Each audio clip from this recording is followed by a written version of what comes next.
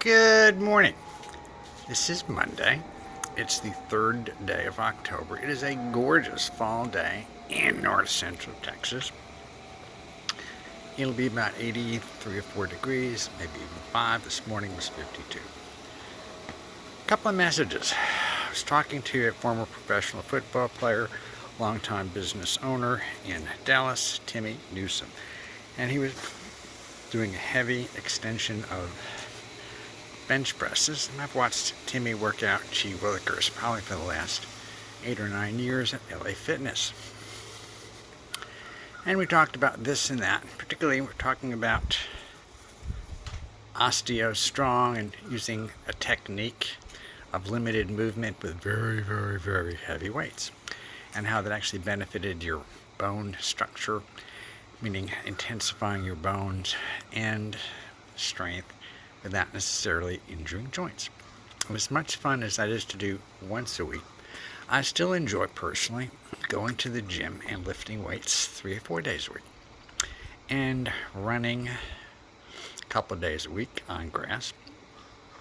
And you can say, gee, John, my wife said to me, if the OsteoStrong just needs to be done once a week, why do you do all that other stuff? Well, to answer that question, when my brother, now deceased brother Ron, and I were little kids, we bought an encyclopedia.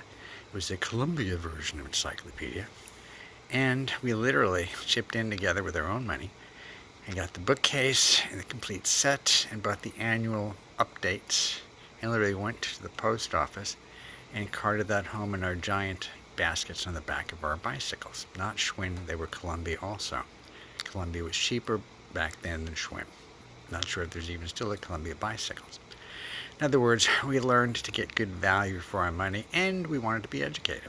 We also bought a set of barbells and dumbbells from the Burr Barbell Company that used to be in Lyndhurst, New Jersey, and later bought a bench and squat racks and complete gym from the Joe Weider Group, which used to be in Union City, New Jersey. Again, no kidding. We're all kidding aside. So you can see from an early age, I was very interested in both knowledge and lifting weights. Then in high school, as I got a little bit bigger, that is bigger and bigger, a friend of mine said, gee, it looks like every time you gain something in your chest and shoulders, you're also getting it in your stomach, meaning you're getting fatter rather than just more muscular. So I did some studying on nutrition, and I sadly read my parents the riot act in terms of what I would and would not eat while a freshman in high school. I know that sounds surrealistic, but there are people in this world from an early age who decided to be themselves rather than wait for permission from anybody. And that can serve you well. And once you are accomplished, it makes you much more influential and popular. And more importantly than all of that, you've actually accomplished what you wanted to be when you grew up. So now, while sneaking up on 75 and still being very blessed with good health, let me be real clear on that. If I had some rare, undiagnosable disease or condition or chronic health condition, it would be much more difficult to be me. My wife says, oh, you are so lucky. You don't have any problems physically at all. And I'm thinking, let me count the ways in terms of where I have some arthritis or a spot of calcium or just any number of maladies that sneak up on you as you progress in life. So what do? I'm here to tell you from personal experience, most of us who have achieved whatever it is you might imagine of achievement have gone through what I'll affectionately call the grind. The grind is associated with having a vision of what you want to be when you grow up, and keeping that in mind on a daily basis, looking in the mirror every once in a while and saying, okay, bud, you've been through lots of deaths in your family, starting with back when you were a little kid when the mafia assassinated your Uncle Willie. Your first little brother, or second little brother, Gregory, was born with a cord around his neck, umbilical cord, and lived to be 45 minutes old. Or your dad had a couple of heart attacks and then died when he was only 68.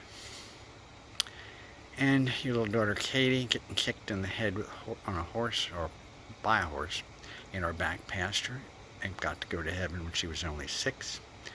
Or your wife Janice finally getting her wish, being a manic depressive suicidal alcoholic, and going off the road and dying in 1999 in a one-car accident. And yet, here I am, still relatively cheerful, still posting on a regular basis, still doing my best to do my best, and encouraging you to have fun and still have money. So how do you do that? Well, if you enjoy a cool car, and today I get to drive one of my cool cars, which is a convertible, which is something I really enjoy doing. So again, this morning it was about 52 to 60 degrees while I was driving. I got to go to the gym with my top up at first, and when I came home, top down, idyllic. Got to go to Sam's and buy some treats for my wife and I. Came home, got to chat with Susie and encourage her, tell her how much she is doing really well with her increased physical training and slightly redone diet. And she said, oh, I'm going to come home and make lunch. And she also chipped in for a trip that we may get to take sometime later in the year, and then update that, and then talk to a credit card company that had a fraudulent credit card charge. How did that happen? Online, I paid a bill, and son of a gun, somehow, somebody got a hold of that information and bought not one, not two, 3 transactions in Oklahoma. One has gotten taken off the bill, and one is still there. I called them today to see if we could not finally get that last one taken off my bill. Thanks very much for asking. So stock markets seem to be having a bounce up today. And you can say, boy, you sure changed directions in your speech. There's a guy I like to listen to called Peter Zion, who wrote a book called The End of the World is Just Beginning. And he goes over a great deal of demographic issues. Demographic meaning how many people are in various populations and how that actually affects the output and the politics of that particular country or part of the world. The United States, I'm happy to say, is in pretty darn good shape because my generation, the baby boomers, or the Woodstock generation as we were called for a short period of time, got married and had kids. And for many of us, our kids got married and they have had kids. I am the proud grandfather of 5 wonderful children, 2 of whom are now adults and of voting age. 3 of whom are in their, oh boy, we're still kind of cute but growing up as fast as we can stage. And 2 of my 3 children got to be adults. One, as I said before, did not. So she got to go to heaven before the rest of us. So how do you maintain a positive long-term outlook? I think in the United States, we're going to have some tough sledding for a period of time. That's a fancy schmancy way of saying inflation's at a 40-year high. Interest rates are still pretty darn low, but they're higher than they've been the last couple of years. That normally would slow down the economy. In addition to that, we've had governments now since, gee willikers, since about 1993, spending more money than they take in, which is like a hard effect on long-term price stability. And the dollar, in terms of its relationship with other currencies, is going through the roof, which is going to make the goods that we try and export more expensive and the goods we try and import cheaper. So this will make for a very interesting, curious backdrop in terms of how life is going to be. But our lantana, as you may still be able to see, are flourishing. We planted 1, 2, 3, 4, 5, 6, I think 7. I probably could have gotten by with 4 because they really and truly finally are starting to grow like we had hoped they would have grown the first couple of times we planted lantana. You probably just barely missed that wasp who dips into the pool once in a while to get a drink of water. What's the point of all this?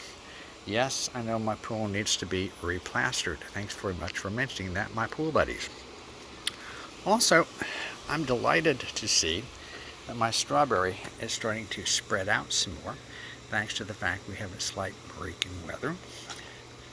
Plus, we have learned how tasty these sprouts coming up from the onion that I planted a few weeks back are. Still love basil, and happy to find out it's still good for me, as is the oregano. Have fun, be well, consider it all joy.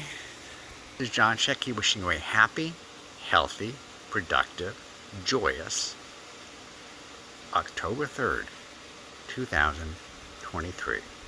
Have fun, be well.